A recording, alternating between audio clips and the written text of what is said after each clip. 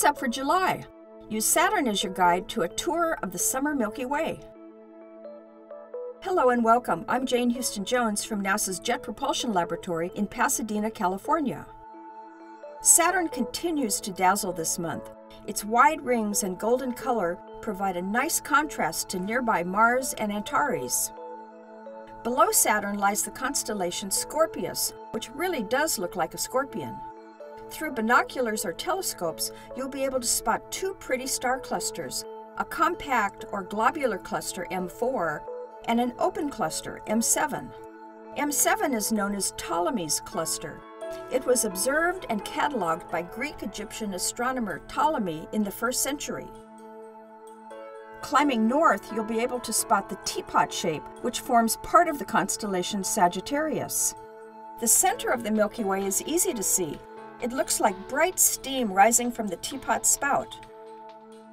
With difficulty and a good star chart and a medium-sized telescope, you can locate faint Pluto in the teaspoon adjacent to the teapot. A binocular tour of the center core of the Milky Way reveals many beautiful summer sky objects. We first encounter the Eagle Nebula, M16. Part of this nebula is featured in the famous and beautiful Pillars of Creation images taken by NASA's Hubble Space Telescope. You'll have to stay up later to see the northern Milky Way constellations, which are better placed for viewing later in the summer and fall. Cygnus the Swan features the prettiest supernova remnant in the entire sky, the Veil Nebula.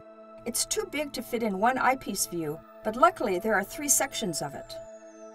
Look between Aquila and Cygnus to find 3 tiny constellations, Delphinus the Dolphin, Vulpecula the Fox, and Lyra the Lyre, or Harp. M57, the Ring Nebula, is the remains from a shell of ionized gas expelled by a red giant star into the surrounding interstellar medium. It's pretty, too. Look in Vulpecula for the Dumbbell, another planetary nebula. We'll end our summer tour with Lacerta the Lizard and Draco the Dragon. Lacerta is home to a star with an extrasolar planet in its orbit, and Draco, facing away from the center of our Milky Way, is a treasure trove of distant galaxies to catch in your telescope.